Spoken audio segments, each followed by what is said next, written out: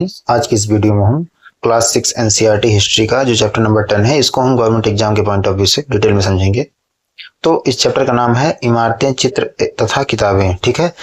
और इस चैप्टर में बताया गया है कि प्राचीन भारत की वास्तुकला, चित्रकला और साहित्य के विकास के बारे में। ठीक है। और इसमें स्तूप, मंदिर, गुफाएं, मूर्तियां, चित्रकला और प्राचीन पुस्तकों के माध्यम से हमें अतीत की जानकारी मिलती है, इसके बारे में बताया गया है। और एनसीईआरटी की आधिकारिक पाठ्यपुस्तक सूची में कक्षा 6 की इतिहास, ठीक है, पुस्तक और पास्ट वन में उपलब्ध है। ठीक है ना। तो जो ये चैप्टर ये बुक है, बुक का नाम है आवर पास्ट यानी हमारे अतीत। और जो बुक नंबर 1 उसमें जो है ये चैप्टर है। ठीक है। फिर आता है इमारतें और निर्माण कला। तो प्राचीन समय में लोगों ने अनेक प्रकार की इमारतें बनाई। ठीक है। इसमें शामिल थी स्तूप, मंदिर, गुफाएं, महल, किले और विहार। ठीक है।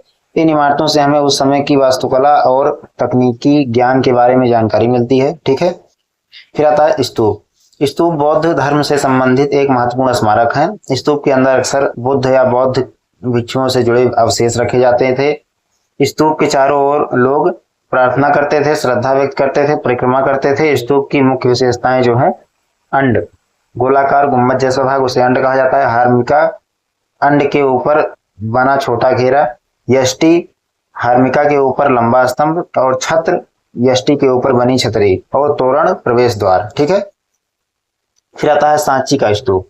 सांची मध्य प्रदेश में स्थित एक प्रसिद्ध बौद्ध स्थल है। सांची के स्तूप की विशेषताएं: विशाल गोलाकार गुंबद, चारों दिशाओं में तोरण, तोरणों पर सुंदर नक्काशी, बुद्ध के जीवन और जातक कथाओं से जुड़े दृश्य। ठीक है। सांची का स्तूप प्राचीन भारतीय कला और वास्तुकला का महत्वपूर्ण उदाहरण है। ठीक है। फिर आता है मंदिर। प्राचीन भारत में मंदिरों का निर्माण भी शुरू हुआ। मंदिरों में सामान्यतः गर्भगृह या मंदिरों का सबसे पवित्र भाग होता था। इसमें मुख्यतः देवता की मूर्ति रखी जाती थी। मंडप, यह सभा या लोगों के एकत्र होने का स्थान होता था। बाद में मंदिरों में ऊंचे शिखर, सुंदर मूर्तियां, नक्काशी भी बनाई जाने लगी। ठीक है। फिर आता है गुफाएं। प्राचीन लोगों ने पहाड़ों को काटकर गुफाएं भी बनाई। इनका उपयोग रहने के लिए, ध्यान करने के लिए, पूजा के लिए, भिक्षुओं को रहने के लिए किया जाता था। ठीक है। फिर आता है अजंता की गुफाएं। अजंता की गुफाएं अपनी चित्रकला, मूर्तिकला, बौद्ध विषयों के लिए प्रसिद्ध हैं। इन गुफाओं में सुंदर चित्र बनाए गए हैं। ठीक है। फिर आता है चित्रकला। प्राचीन भारत में चित्रकला का विकास हुआ। चित्र में दिखाई देते थे मनुष्य, पशु, पक्षी, पेड़ पौधे। ठीक है। राज दरबार, धार्मिक कथाएं, दैनिक जीवन के दृश्य। ठीक है। चित्रों से हमें प्राचीन लोगों के कपड़े, आभूषण, जीवन शैली के बारे में जानकारी मिलती है। ठीक है। फिर आता है अजंता की चित्रकला। अजंता की गुफाओं में बनाई गई चित्रकला बहुत प्रसिद्ध है। इन चित्रों में बुद्ध के जीवन की घटनाएं, जातक कथाएं, राजाओं और रानियों के चित्र, सामान्य लोगों के जीवन के दृश्य दिखाए गए हैं। चित्रकारों ने प्राकृतिक रंगों का उपयोग किया था। ठीक है। फिर आता है किताबें और साहित्य। प्राचीन भारत में लोग अनेक भाषाओं में साहित्य लिखते थे। मुख्य भाषाएं कौन सी हैं? संस्कृत, प्राकृत, तमिल। ठीक है। साहित्य से हमें उस समय के धार्मिक विचारों, सामाजिक जीवन, राजनीतिक व्यवस्था और लोगों की मान्यताओं की जानकारी मिलती है। ठीक है। फिर आता है संस्कृत साहित्य।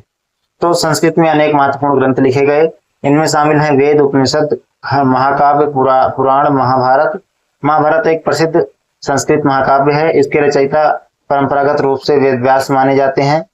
इसमें कौरवों और पांडवों का संघर्ष, कुरुक्षेत्र का युद्ध, अनेक धार्मिक और नैतिक शिक्षाएं मिलती हैं। ठीक है। फिर आता है रामायण। रामायण एक प्रसिद्ध प्राचीन महाकाव्य है। इसके रचयिता वाल्मीकि माने जाते हैं। ठीक है। इसमें राम के जीवन, वनवास, सीता के अपहरण, लंका विजय से संबंधित कथाएं हैं। ठीक है। फिर आता है जातक कथाएं। जातक कथाएं बुद्ध के पूर्व जन्मों से संबंधित कथाएं हैं।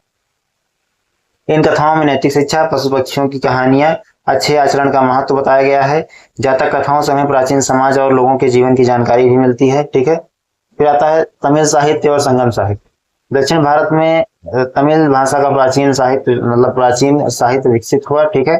संगम साहित्य में प्रेम, युद्ध, वीरता, समाज, व्यापार, राजाओं का वर्णन मिलता है। ठीक है। संगम साहित्य प्राचीन दक्षिण भारत के इतिहास को समझने का महत्वपूर्ण स्रोत है। ठीक है। फिर आता है किताबें कैसे लिखी जाती थी। तो प्राचीन समय में छापा खाना नहीं था। लोग लिखते थे ताड़पत्रों पर, भोजपत्रों पर, लकड़ी की पट्टियों पर, कपड़े पर। लेखक और लिपिक हाथ से पुस्तक लिखते थे। ठीक है। फिर आता है पांडुलिपियां, हाथ से लिखी गई पुस्तकों को पांडुलिपि कहा जाता है। और पांडुलिपियां ताड़पत्रों पर लिखी जाती थी, भोजपत्रों पर लिखी जाती थी, कभी कभी चित्रों से सजाई जाती थी। ठीक है, इनके संरक्षण के लिए उन्हें सावधानी से रखा जाता था। ठीक है, फिर आता है इमारतों और किताबों से इतिहास की जानकारी। ठीक है, इतिहासकार अतीत को समझने के लिए विभिन्न स्रोतों का अध्ययन करते हैं। इमारत से जानकारी उनको क्या क्या मिलती है? वास्तुकला, तकनीक, धर्म कला, चित्रों से जानकारी मिलती है, कपड़े, आभूषण, जीवन शैली, धार्मिक विचार। ठीक है, और किताबों से कौन सी जानकारी मिलती है? सामाजिक जीवन, धार्मिक विचार, राजनीतिक घटनाएं, भाषा और साहित्य। ठीक है, फिर आता है महत्वपूर्ण शब्द इस चैप्टर से जिनको आपको विशेष रूप से याद रखना है। तो स्तूप क्या है? बौद्ध धर्म से संबंधित स्मारक।